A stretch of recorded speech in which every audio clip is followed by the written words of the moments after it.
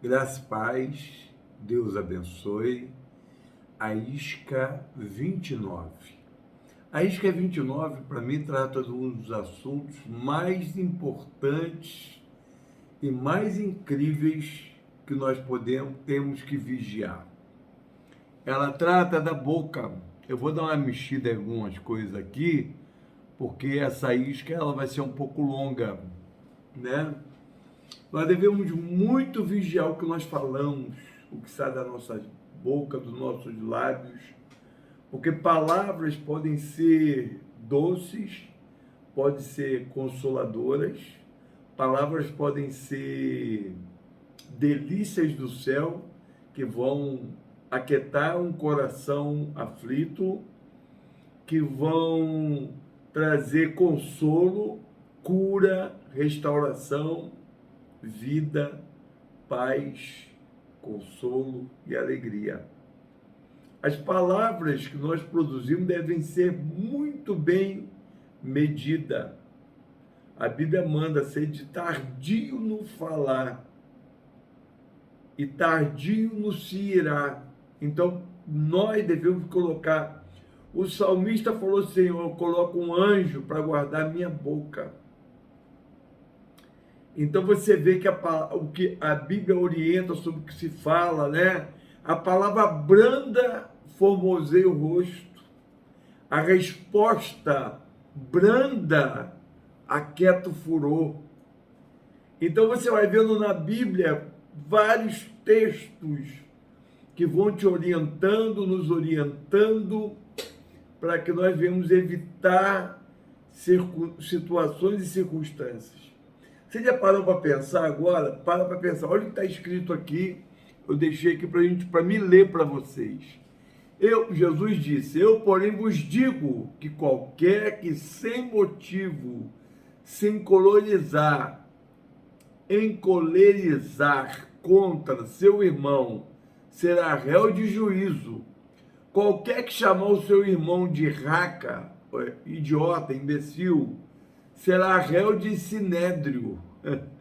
E qualquer que lhe chamar louco será réu de fogo do inferno. A Bíblia ela é zelosa em nos levar a guardar a nossa fala, a guardar o que nós declaramos. E seguindo adiante, Tiago, capítulo 3, é um texto longo, diz assim: porque todos tropeçamos em muitas coisas. Se alguém não tropeça em palavra, o tal varão é perfeito e poderoso também para refrear todo o seu corpo. Ora, nós pomos freio nas bocas dos cavalos para que os obedeçam. Conseguimos dirigir todo o corpo do cavalo, claro, evidente. Vede também as naus, isso é, as grandes embarcações, né? Que basta um leme pequeno, né? Para guiá-lo para lá e para cá. E como a língua, ele está se referindo à língua. Aí no versículo 5 diz também: a língua é pequeno membro, gloria-se de grandes coisas, vede com grande bosque pequeno fogo incendeia. Isso é, às vezes uma palavra maldita, mal colocada de forma incoerente, irresponsável, pode trazer um incêndio, pode trazer contendas e brigas e discórdias e separações, ofensas, mágoas, que nunca mais, se não tiver uma ação do Senhor, se não tiver uma ação do Espírito, jamais serão curadas. Olha o que está escrito aqui agora, segundo o versículo 7, porque toda a natureza, tanto as bestas feras, como as aves, tanto os répteis como os animais do mar, se amansam e foi domada pela natureza humana. Não é verdade? Nós vemos elefantes enormes lá subjugados, nós vemos leões em jaulas, nós vemos animais de toda espécie sendo controlada pelo homem. Mas a Bíblia está dizendo aqui no versículo 8, mas nenhum homem pode domar a língua, é um mal que não se pode refrear, está cheio de peçonha mortal. Ele está se referindo a uma pessoa que não tem Deus, que não tem o Espírito Santo para ajudá-lo. Mas o texto aqui, ele está falando sobre a natureza humana, isso é que nós somos. Mas é possível uma pessoa cheia do Espírito Santo ter domínio próprio, entende? Lá no versículo 9 diz assim, com ela bendizemos a Deus, o Pai, e amaldiçoamos o homem feito a imagem e semelhança de Deus. Não é assim? Oh Deus, levantamos as mãos, glorificamos. Tiago está falando dos crentes, hein?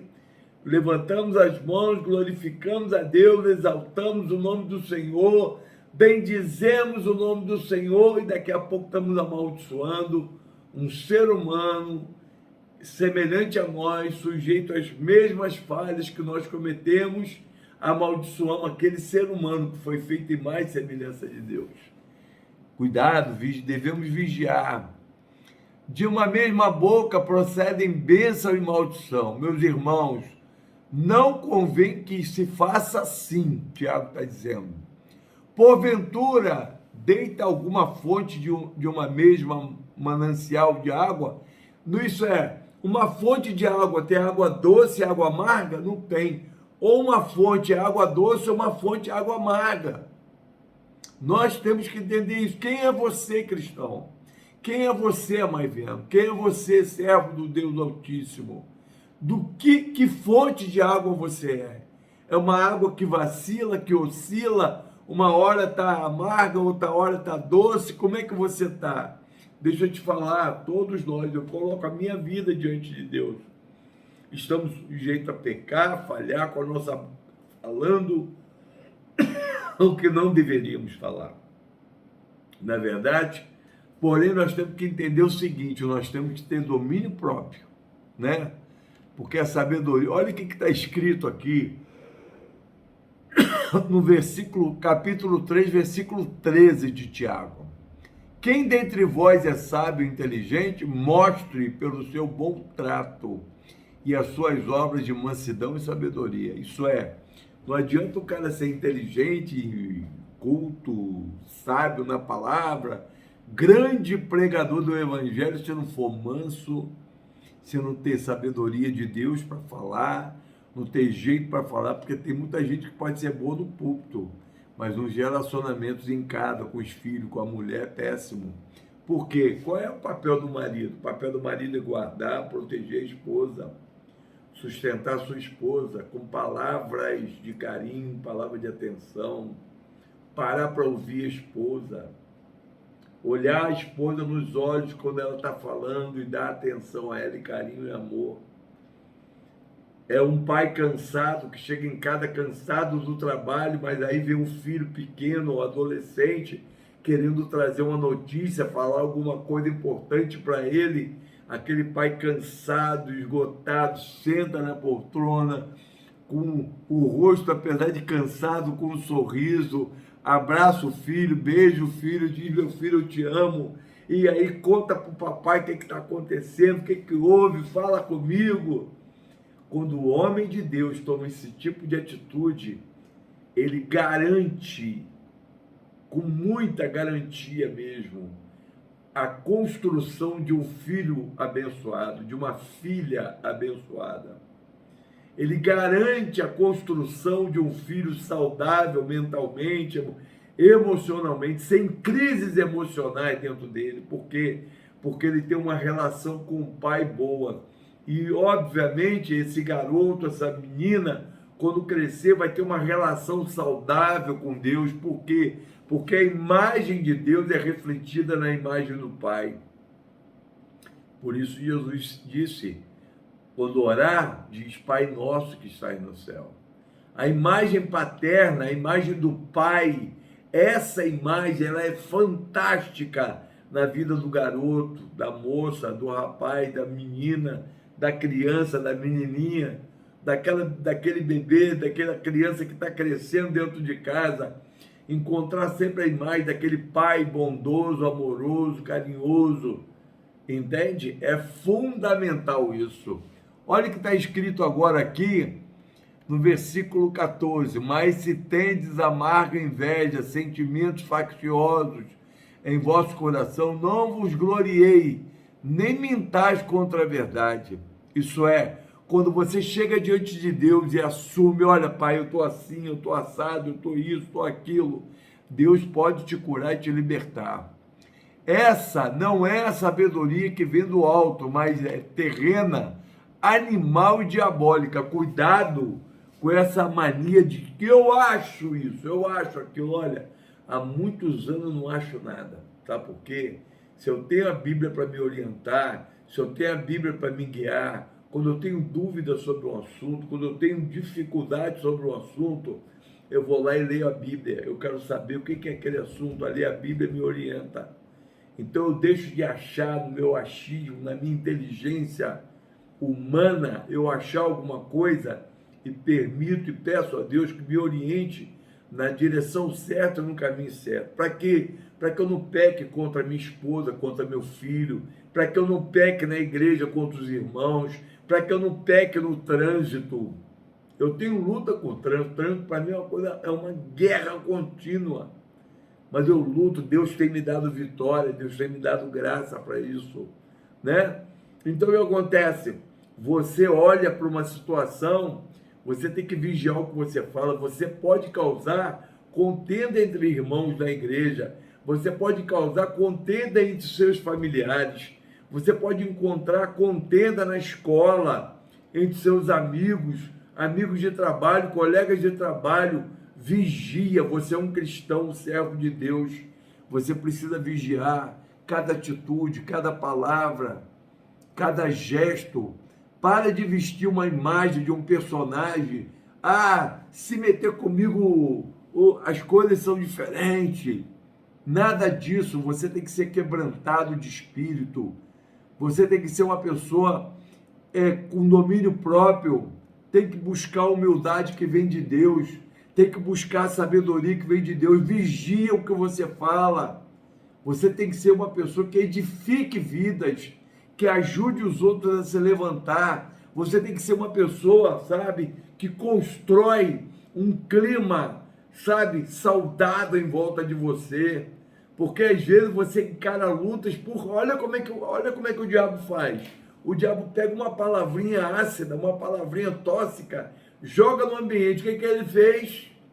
Ele causou contenda, ele feriu pessoas, ele traumatizou pessoas. Aí eu pergunto para você, o que o diabo fez? Abriu a porta para ele entrar. Aí ele entra naquele ambiente. Aí o filho, vamos imaginar uma família, a esposa fica magoada, revoltada da vida, os filhos revoltados da vida, a imagem de paternidade que o filho deveria ter do pai, até para ter de Deus, ficou horrível.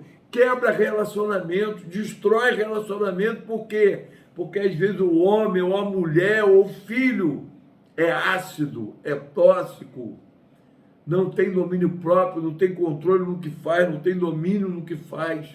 E nós precisamos disso. Nós necessitamos, sabe de quê? De ter domínio. O ambiente à nossa volta tem que estar sempre saudável.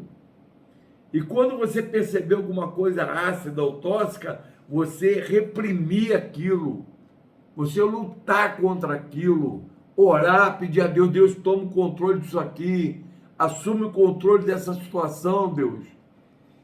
Toma a frente disso aqui não está do jeito, expulse o mal que estiver ali, ore. Por quê? Porque a tua casa tem que imperar na tua casa, na tua família, o reino dos céus.